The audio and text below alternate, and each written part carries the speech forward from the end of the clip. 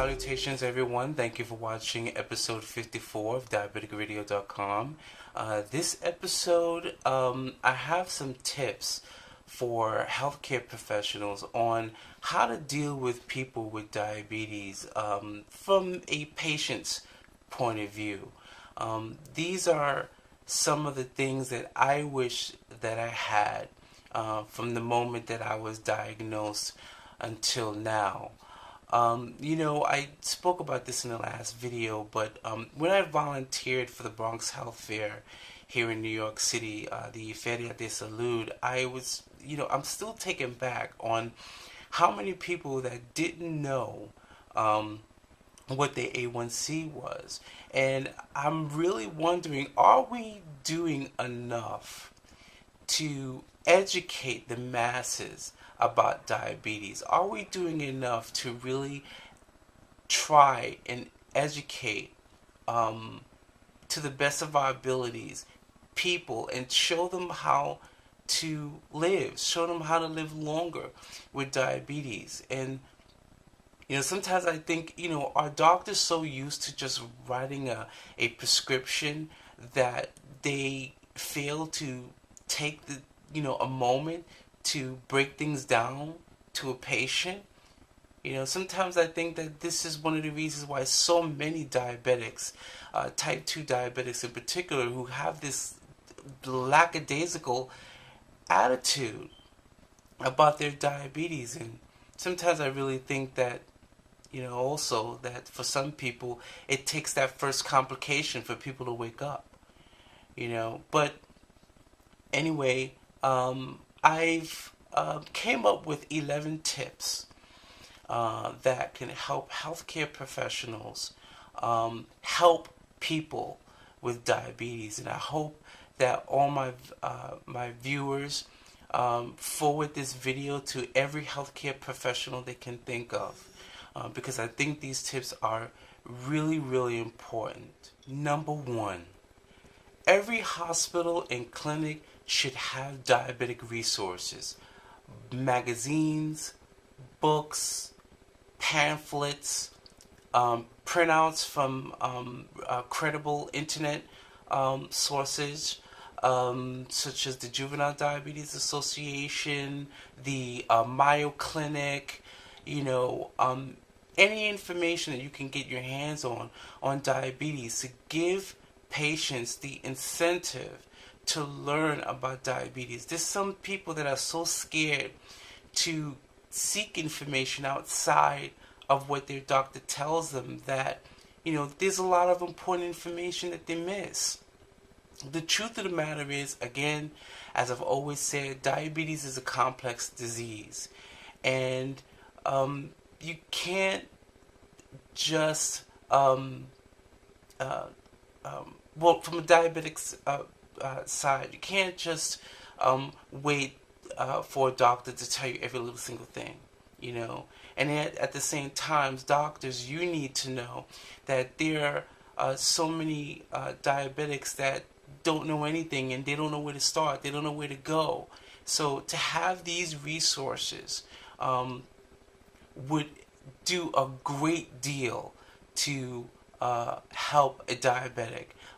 Also, give them resources and guide them to the American Diabetes Association. They have great books on how to live your life with diabetes. Because, we need credible sources. We can't be getting information from these, sports magazines, and, not saying that they can't be helpful, but, that's not where we should be getting our diabetic sources, resources from. We should be finding these resources in our doctor's office. Number two, in the 21st century, every doctor should have at least one email address so that their patients can email their doctors for just yes or no questions. Sometimes I have a small question that I don't want to have to go and make an appointment just to see my doctor to get a yes or no answer. So I really think that this is valuable to both you and me. Um, I also think that it wouldn't hurt to try to have an assistant RN to assist with these emails and to also assist with gathering resources and pamphlets and stuff for the patients that come in for their appointments. Number 4, encourage your patients to seek diabetic support groups. Number 5, there's a number of organizations that boast on how much they're helping diabetics, but with their support groups and classes and things like that. But you know what? In my opinion, you're not helping anybody if the schedule of these classes are designed to fit your needs or your conveniences. Most people work between the hours, I would say 7 in the morning to 6. And a lot of these classes, the diabetics that need this information, that need the support, can't get to these classes. So hospitals and clinics need to have at least one day out of the month to where you open late, so that diabetics who couldn't make the day classes have an opportunity to go to a late class and benefit from Number that. 6, I think we constantly overlook the psychological aspect of diabetes, and I'm not just talking about the chemical side of diabetes. When your blood sugars are high, you have all these chemical things going on, causing mood swings and things like that. I'm also talking about the real life stress of having diabetes. There's some people that don't handle the news of diabetes well. There's some people that really freak out at the thought of diabetes. And, I know that this may be asking a lot, but, I think whether you like it or not, there is that element of, psychology as a doctor. Because, when you see your patients, how many times you have to deal with probably problems that stem from your patient's personal life that may or may not affect their ability to take care of themselves. I think it's important to have these resources because most of your patients will, at least for diabetes, you see them once every 3 months or maybe once every 2 months, depending on how well controlled their diabetes is. But even a month is a long time with no emotional support dealing with diabetes. And I really think that my personal opinion, I really think that it would be a good idea to have some resources of a mental therapist that specialize in patients having diabetes.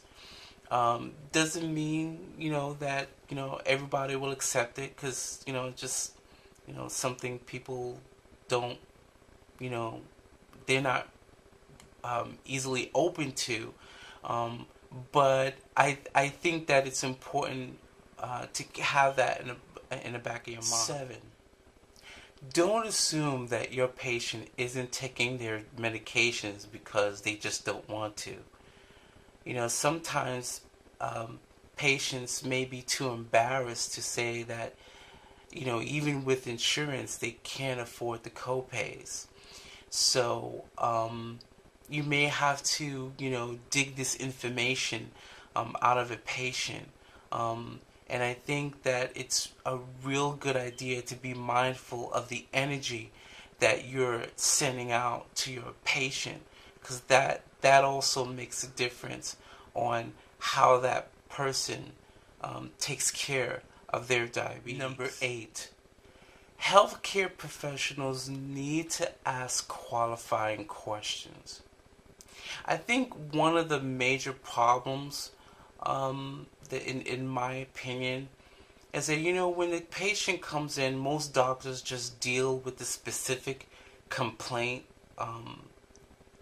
when the patient comes in. So in other words, if someone says, doctor, I have a lot of dry skin, which is another thing that I never talked about on my blog yet. But in the early stages, I had such bad skin. My skin was peeling all over the place. It was almost as though I was shredding. And no matter how much lotion I put on my skin, no matter how much chapstick I put on my lips, my skin would just peel right off. And the doctor would just give me, medication, and never once did that doctor ask me, what about my blood sugar?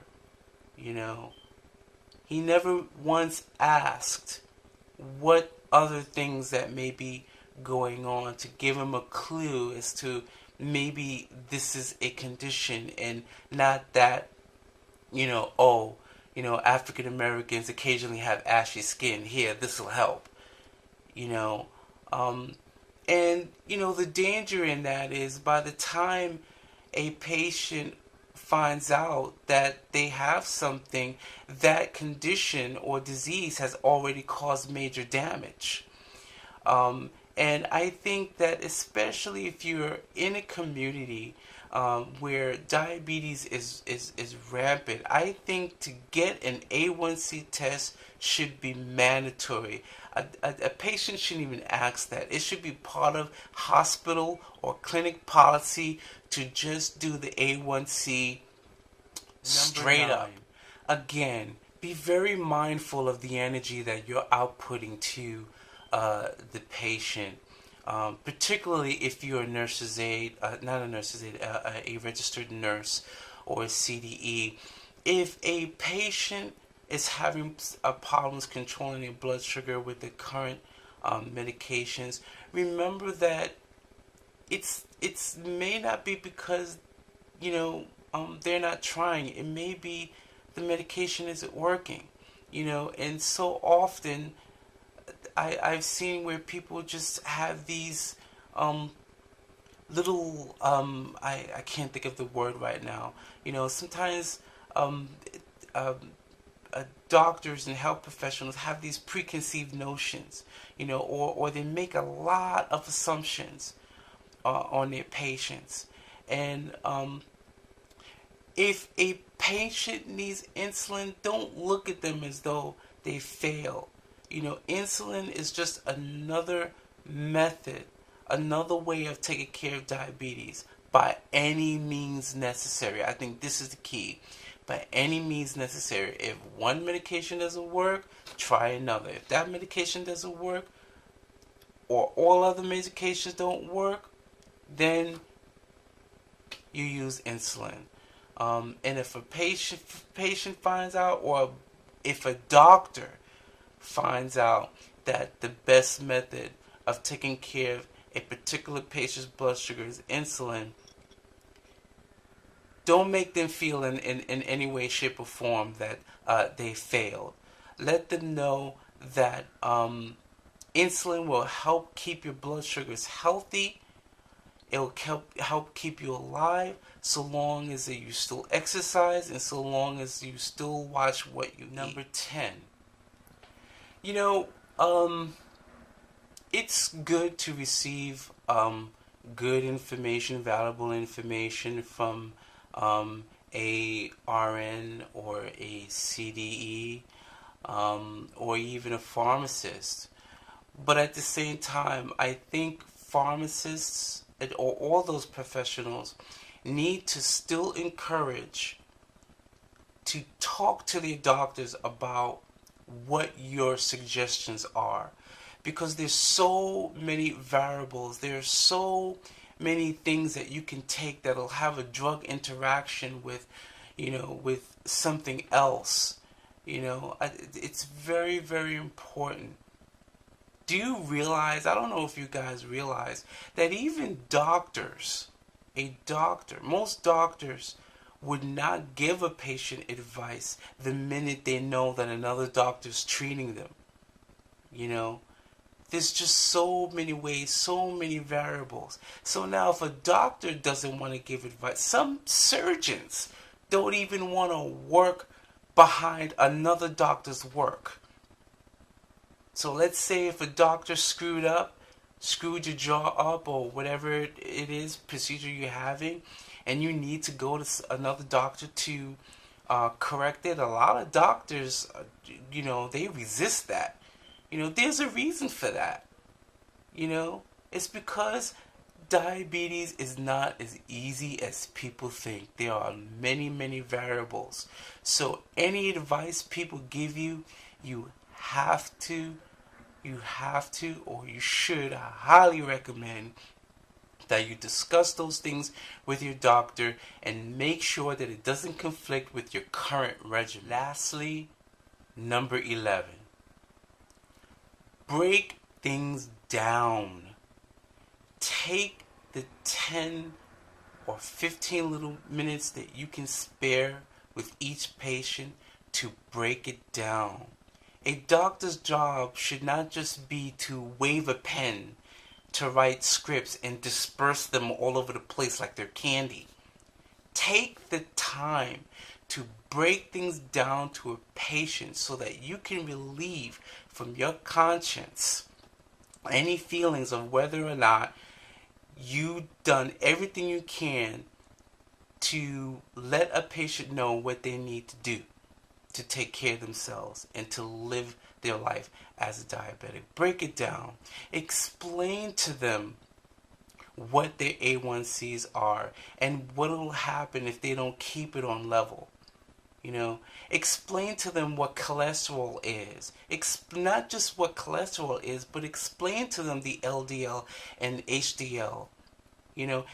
Explain to them the relationship between the LDL and HDL and triglycerides. Explain to them how consistent high blood sugars affect your triglycerides.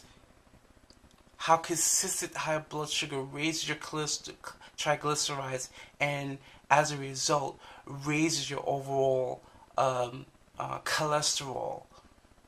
You have to make sure that these patients understand when they leave, before they leave your office. I want you to make sure that they have that aha face. That aha that I learned something. Don't just give them a prescription because you need to hurry up and get to the next patient. Because I don't understand how any doctor can have a conscience and do that on a day-to-day basis, and not teach diabetics these important information on how to live. Really. So I hope these tips helped you guys and also kind of give you an idea of what it feels like to be a diabetic, that patient on the other side. It's easy to, give people all this advice, but it's another thing when you're the diabetic and you're receiving this, and how you make the patient feel when you're giving this information and the energy that you give it. So thank you so much for watching, and as always, I love doing these videos. It makes me feel so good to know that I'm helping people, and that I am teaching people what I've learned from my experiences, and it's the only way we can move on, is to be honest and share our experiences, because these are things that we often don't get from our doctors. Let us share our own experiences, because this will help us with our diabetes in the long run. So stay positive. I love you guys. See you next time. Bye bye.